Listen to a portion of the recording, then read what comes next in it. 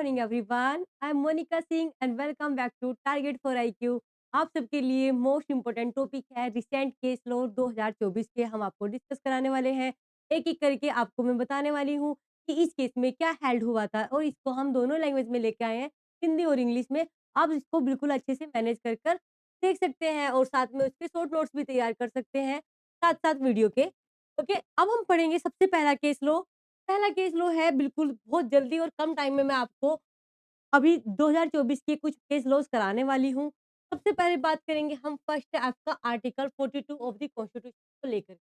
इसका recently case क्या आया है 2024 में उसको मैं डिस्कस कराने वाली हूँ आपको कि विवेक सिंह ठाकुर वर्सेस हिमाचल प्रदेश का है आपका यहाँ पर क्या किया गया था। सॉरी, जस्टिस थे यहाँ पर विवेक सिंह ठाकुर हिमाचल प्रदेश के। इन्होंने क्या ऑब्जर्व किया था केस अभी मैं पढ़ाने वाली हूँ सेक्रेटरी वाला, आगे आएगा कि जस्टिस थे विवेक सिंह हिमाचल प्रदेश के। उन्होंने ऑब्जर्व किया है कि टू कंसीव और to give birth, take care of a child, कि कंसीव करना बच्चे को, उसको बर्थ देना, जन्म देना और उसकी टेक केयर करना, not only the fundamental rights, कि वो सिर्फ केवल एक फंडामेंटल राइट्स नहीं है but also a pious role.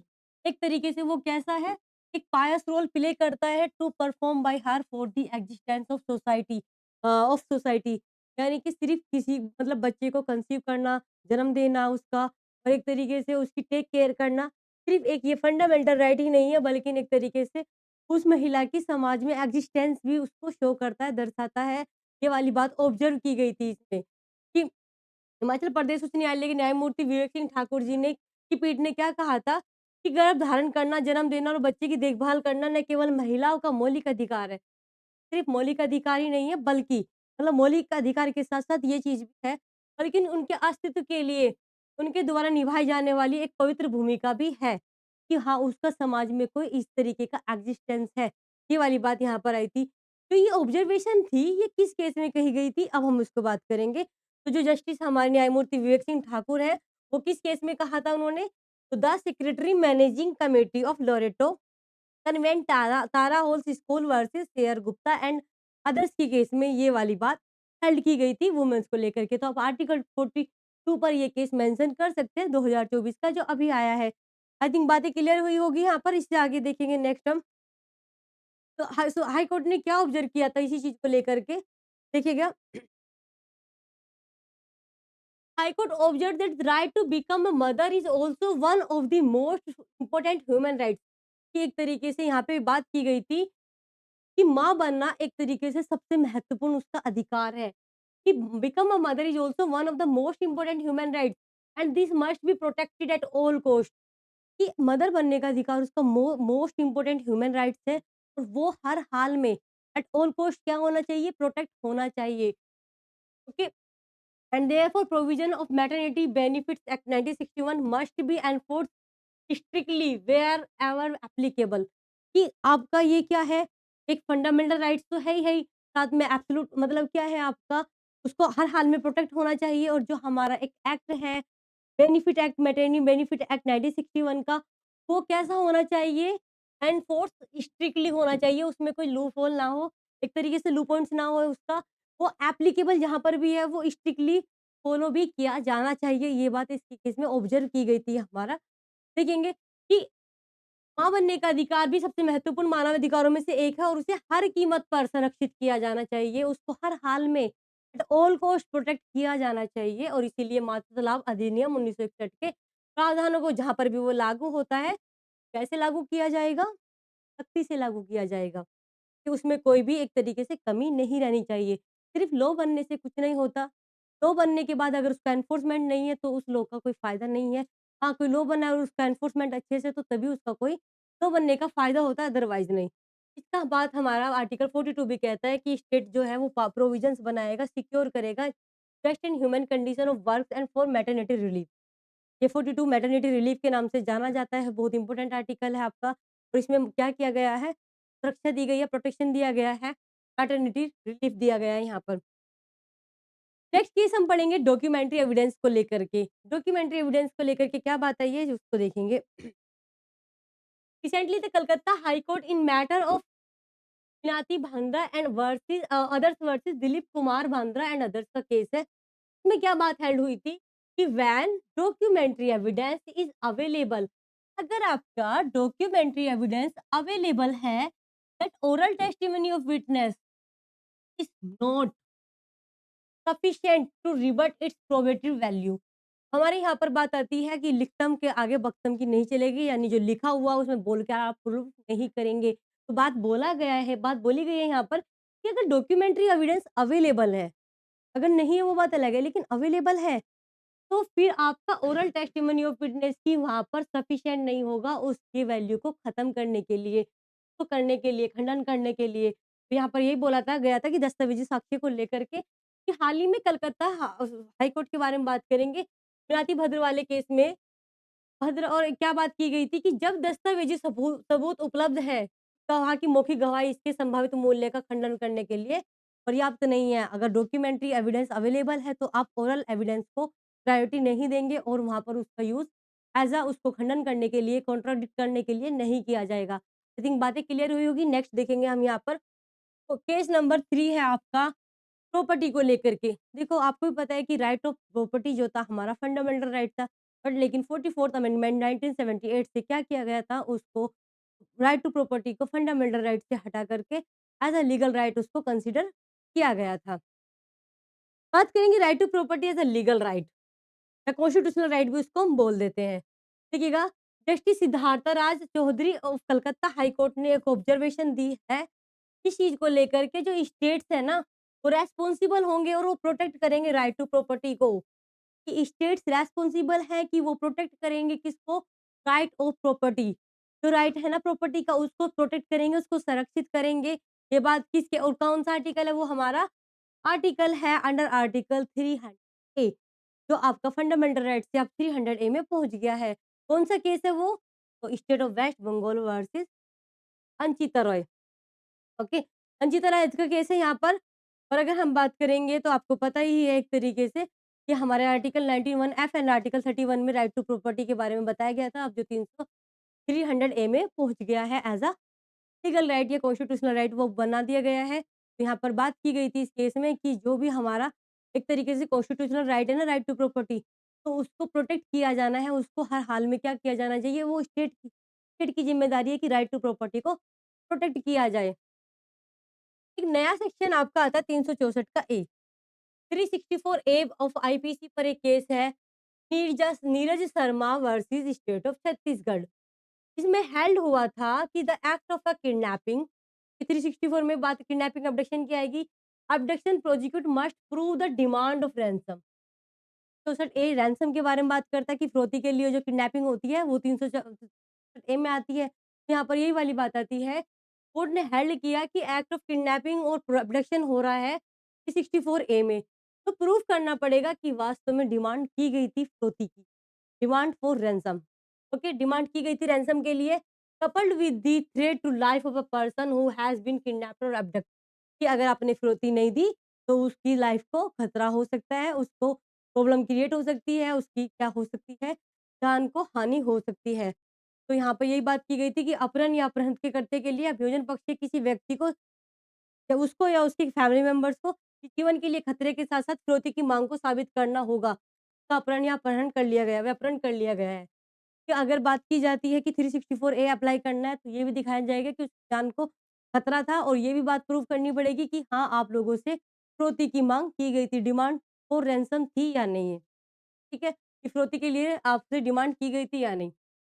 एक आपका यहाँ तक हमने 4 केस आपसे डिस्कस कर लिए हैं और अगर आपको ये डिस्कस जो मैं कर रही हूँ केस, मैं इन शॉर्ट कर रही हूँ, लेकिन इससे डिटेल में अगर आपको देखना है, मैं इससे पहले इसको एक तरीके से अलग-अलग वीडियो में पढ़ा चुकी हूँ, जिसमें क्या ये कहता है, उसका लीगल प्रोविज़न क्या, वो भी मैं डिस्कस कर चुकी हूँ। जो हमारा एक सेशन चल रहा है, legal current affair with recent case law.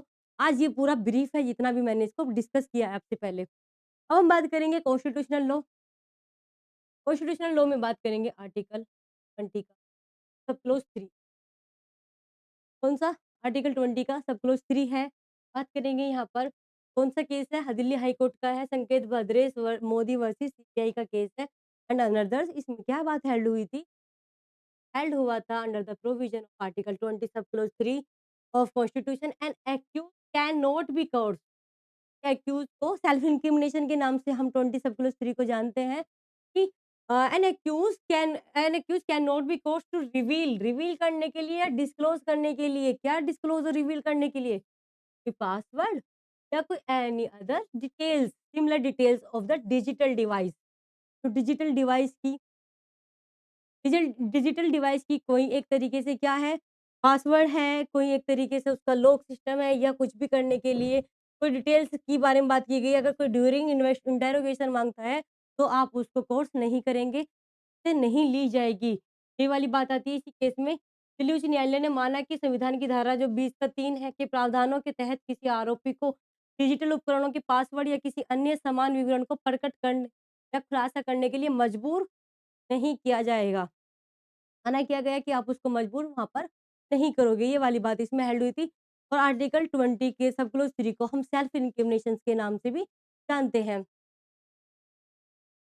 6 की बात करेंगे आर्म्स एक्ट 1959। आर्म्स एक्ट 1959 में एक बात करेंगे कि क्या है, रिसेंटली इलाहाबाद हाई कोर्ट ने Sunil Dutt Tripathi versus state of UP through secretary home deputy unknown and others का केस है। यहाँ पर सुनील दत्त त्रिपाठी का केस है स्पेसिफिक। इसमें 1959 के सेक्शन आर्म्स एक्ट का 1959 का जो है ना आर्म्स एक्ट, उससे रिलेटेड एक केस लो आया है। क्या बात हेल्ड हुई है, अभी बताती हूँ। तो ये केस है, इसमें हेल्ड हुआ था कि licence conditions are not violet.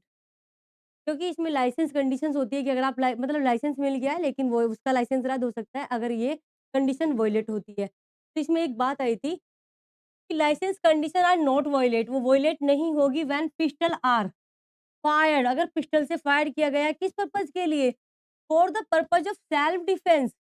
अगर किसी के पास लाइसेंस रिवॉल्वर है और उसने अगर फायरिंग किया है अपने बचाव के लिए, सेल्फ डिफेंस के लिए, तो क्या उसने कोई कंडीशन ब्रीच कर दी?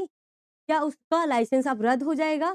तो इसी केस में बोला गया था कि नहीं, अगर कोई व्यक्ति अपने सेल्फ डिफेंस में फायर करेगा तो उसका लाइसेंस की कंडीशन वॉयलेट नहीं हो रही है और ना ही उसका लाइसेंस रद्द किया जाएगा। ओके?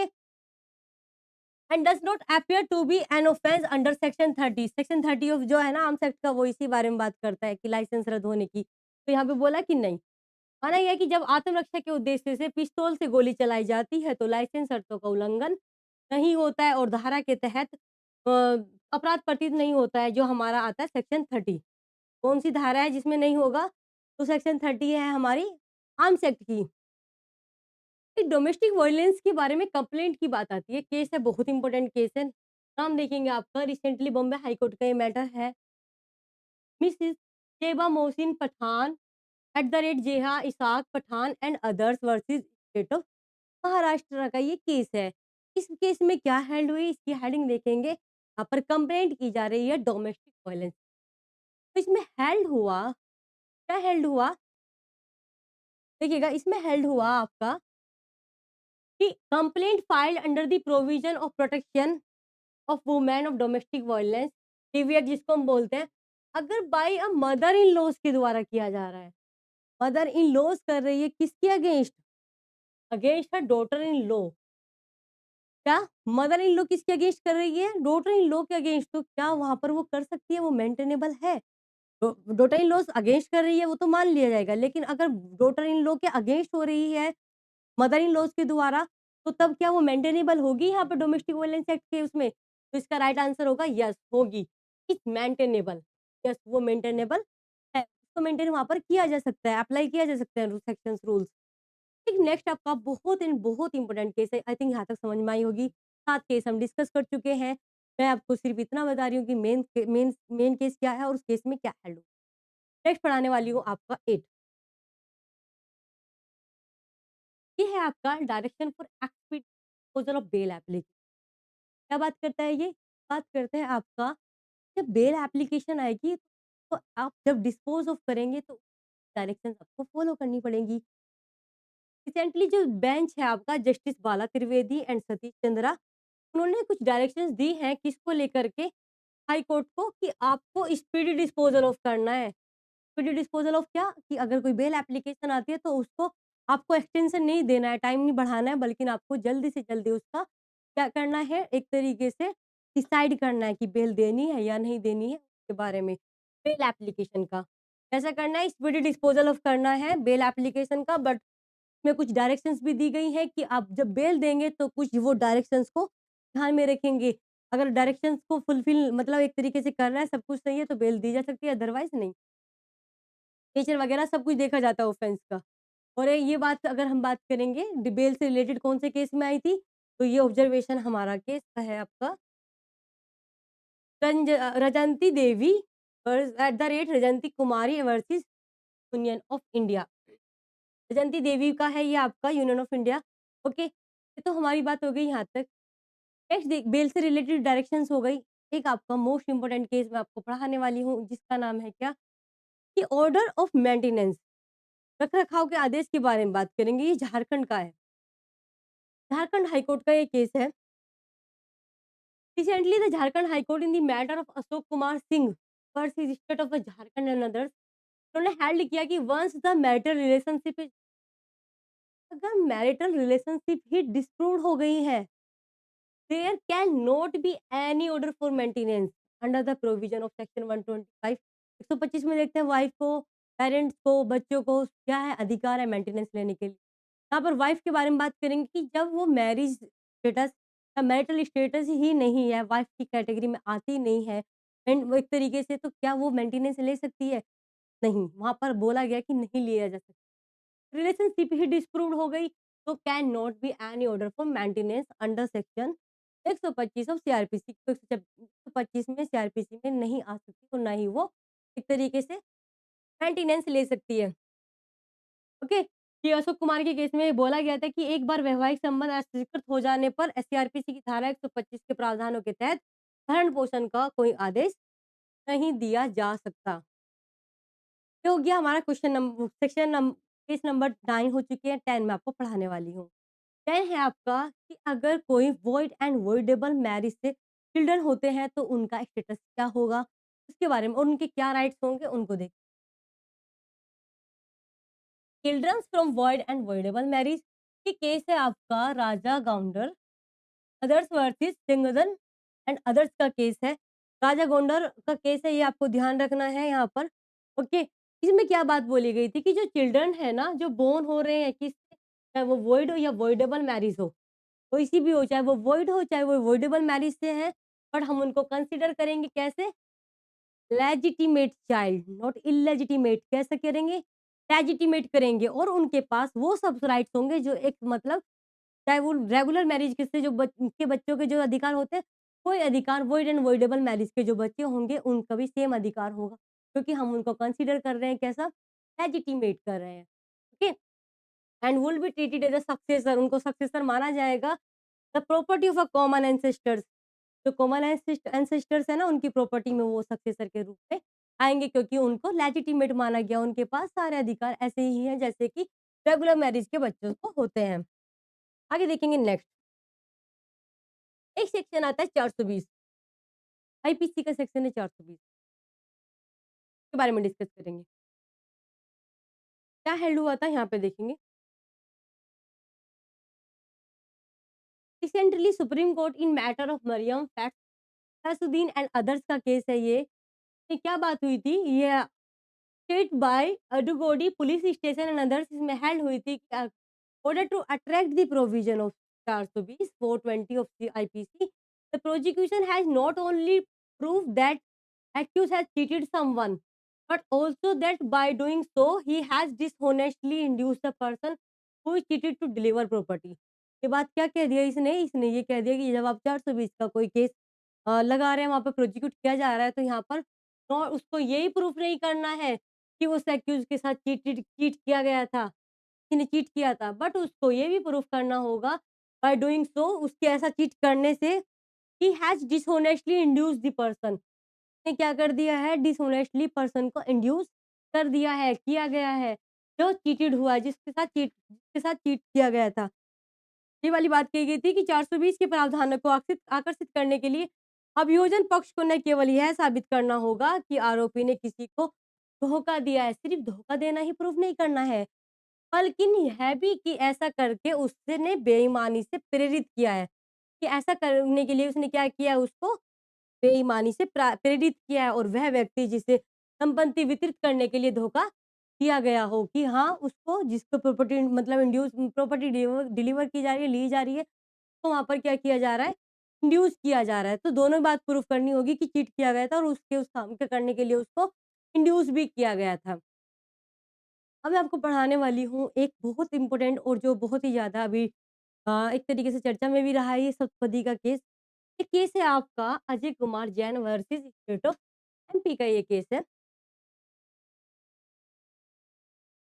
में हेल्ड हुआ, क्या बात हेल्ड हुई देखेंगे यहाँ पर कि in Hindu law the marriage is not considered as a valid marriage कि एक वैलिड मैरिज को आप मतलब एक मैरिज को वैलिड मैरिज कंसिडर नहीं करेंगे। कब तक मैरिज वैलिड नहीं करेंगे उसको consider unless and until the saptapadi is performed जब तक कि जो सेरेमनीज़ बता रखी है सेक्शन 7 में बता रखी है हिंदू लोग के, जब तक कि 7 स्टेप बोलो उसको या सप्तपदी बोलो, जब तक वो परफॉर्म नहीं हो जाती तो हम उसको क्या नहीं मानेंगे, हम उसको वैलिड मैरिज नहीं मानेंगे। ये वाली बात यहाँ पर आती है। Unless and until the saptapadi is performed. 12 हो गया, आपके 12 केस मैंने यहाँ पे बता दिया है। अगर हम बात करते हैं कि हाल ही में अजय कुमार जैन के केस में माना गया कि हिंदू कानून में विवाह को तब तक वैध विवाह नहीं माना जाता कि जब तक कि सतपदी ना हो जाए। सतपदी होने के बाद वो शादी वैलिड मानी जाती है। एक आपका बहुत ही ज़्यादा लेटेस्ट केस और जो बहुत ज़्यादा बर्निंग इश्यू रहा है, सेक्शन 5 के 5 क्लॉज़ को लेकर के। सपिंडा मैरिज को लेकर के बात की गई थी। क्या बात की गई थी? उन्होंने यहाँ पर सपिंडा को क्योंकि इसकी मैंने पूरी वीडियो आपको बनाई हुई है, आप उसको देख सकते हैं। एक शॉर्ट वीडियो बनाई है पूरे केस को लेकर के, इस केस को लेकर के हाई कोर्ट का है ये आपका Neetu Grover versus Union of India का केस है। इसमें सेक्शन 5 की वैलिडिटी को बरकरार रखा गया था। मतलब अपहेल्ड की गई थी वैलिडिटी ऑफ सेक्शन 5 सब क्लॉज़ 5 इसको मैंने पूरा डिस्क्राइब किया हुआ है, आप देख सकते हैं हमारे चैनल पर। और एक तरीके से इसमें बस इतनी बात आई थी कि सपिंडा मैरिज आप नहीं कर सकते क्योंकि 5 यही बात करता है सपिंडा मैरिज अलाउ नहीं है। तो इस केस में भी ये डिसाइड किया गया, इसके मैंने रीज़न्स बता रखे हैं क्यों, क्या, कैसे उसकी बैकग्राउंड क्या था सब बता रखा है। अगर इसमें एक लाइन में बोले कि हेल्ड क्या हुआ था, कि सेक्शन 5 में जो रिस्ट्रिक्शंस दे रखी है वो सही है, आप उसको खत्म नहीं कर सकते यानी कि आप सपिंडा मैरिज नहीं कर सकते हो। बात करेंगे second wife can not maintain complaint. जो सेकंड वाइफ है वो मेंटेन नहीं कर सकती कंप्लेंट। रिसेंटली ये छत्तीसगढ़ के हाई कोर्ट का ये मैटर है Suman Sharma and versus state of Chhattisgarh का ये मैटर है। Suman Sharma versus state of Chhattisgarh में क्या हेल्ड हुआ कि held that the complaint filed by the second wife against her husband and in-laws under the provision of 498 of IPC not maintainable कि दूसरी पत्नी के बारे में क्या बात की गई है कि वो शिकायत नहीं कर सकती है, कंप्लेंट नहीं कर सकती है 498 के अंदर। साफ मना कर दिया गया है इसमें has held that the complaint filed by the second wife against her husband and in-laws जो भी बात की गई 498 है इसमें इज नॉट मेंटेनेबल क्या नहीं होगी वो मेंटेनेबल यहाँ पर नहीं है मना कर दिया गया है छत्तीसगढ़ के कोर्ट में ये बात आई है सावधानों के तहत दूसरी पत्नी द्वारा अपने पति और ससुराल वालों के खिलाफ दायर की गई शिकायत सुनवाई योग्य नहीं है ये बिल्कुल मना किया गया नेक्स्ट केस हम पढ़ेंगे केस 15 है आपका आज का इसमें सेक्शन 100 के सब क्लोज 5 को लेकर के बात की गई क्या बात हुई है उसको देखेंगे। रिसेंटली ये झारखंड का मैटर है, झारखंड हाईकोर्ट का मैटर है मोहम्मद रियाजुल वंद वर्सेस स्टेट ऑफ झारखंड का जिसमें हेल्ड हुआ था 100 के 5 क्लोज को लेकर के कि does not require the witness कि जो सर्च और सीजर के टाइम पे विटनेसेस के साइन कराए जाते हैं, जो साइन कराए जा रहे हैं सर्च के टाइम पर, सीज करने के टाइम पर, तो विटनेसेस हैं तो क्या उनको आप कोर्ट में बुलाएँगे एज़ अ विटनेस? तो यहाँ पे बोला है जनरली नो, जनरली आप उसको नहीं बुलाएँगे अटेंड करने के लिए। लेकिन बुला सकते हैं जब आप उनको बुलाने के लिए स्पेशली समन करेंगे। ऐसा नहीं कि आप हर मतलब जनरली नहीं बुलाएँगे। अगर आपको बुलाने की आवश्यकता होगी तो आपको उसको स्पेशली क्या करना पड़ेगा, समन करना पड़ेगा। Unless specially summoned by the court जब तक कोर्ट के द्वारा समन उसको स्पेशली ना कर दिया जाए। नेक्स्ट है आपका section 391 of CrPC. 391 of CrPC के केस को देखेंगे। इसमें बात क्या हेल्ड हुई थी? अजीत सिंह का केस है ये स्टेट ऑफ गुजरात का। Held that power to record additional evidence, क्योंकि 391 में एडिशनल एविडेंस रिकॉर्ड किए जाते हैं। तो यहाँ पर यही बात आती है 391 में कि जो पावर है ना एडिशनल एविडेंस रिकॉर्ड करने के लिए, शुड ओनली बी एक्सरसाइज। तो 391 की पावर है वो तभी एक्सरसाइज की जाएगी, कब एक्सरसाइज की जाएगी? When the party making such request, जो पार्टी रिक्वेस्ट कर रही है कि हमारे एविडेंस को एडिशनल एडमिट कर लो एक तरीके से, तो जो पार्टी रिक्वेस्ट कर रही है को प्रिवेंट किया गया था। किस बात को लेकर के प्रिवेंट किया गया था? From presenting the evidence in the trial. Okay, क्या करने के लिए? From presenting the evidence in trial despite due diligence, यानी उसने उन एविडेंस को प्रेजेंट करने के लिए अपना पूर्ण रूप से, मतलब जितना उससे हो सकता था उतना उसने अपने अधिक उसका पावर का यूज़ किया। उसने कोशिश भी की बट उसको दूसरी पार्टी ने एट दैट टाइम पर अपने एविडेंस को प्रोड्यूस करने नहीं दिया, उसको रोका गया था। उसने ड्यू डिलिजेंस से बहुत कोशिश की बट नहीं रोका, बस नहीं प्रेज़ेंट कर पाया, उसको रोका गया। तो अब वहाँ पर 391 में एडिशनल एविडेंस ले सकते हैं। बट ये भी देखना होगा कि क्या उसने जानबूझ के नहीं दिया था उस समय पर, क्या उसको वो देने की कोशिश तो कर रहा था, बट उसको देने नहीं दिया था एविडेंसेस को। ये देखेंगे कि नहीं देने दिया गया था एट दैट टाइम, तो तब यहाँ पर एडिशनल एविडेंस 391 में दे सकते हैं। ओके, तो आज आपको मैंने टॉप 16 केस ऑफ 2024 जो मेस्ट मेन-मेन केस थे वो मैंने करा दिए हैं। अगर इसी के केस के बारे में आपको डिटेल में वीडियो देखनी है तो legal current affair with recent case law के नाम से हमने बना रखी है। अगर आपको ये वीडियो अच्छी लगी है तो प्लीज़ लाइक करें, शेयर करें और सब्सक्राइब भी करें हमारे चैनल टारगेट फॉर आईक्यू को। Thank you.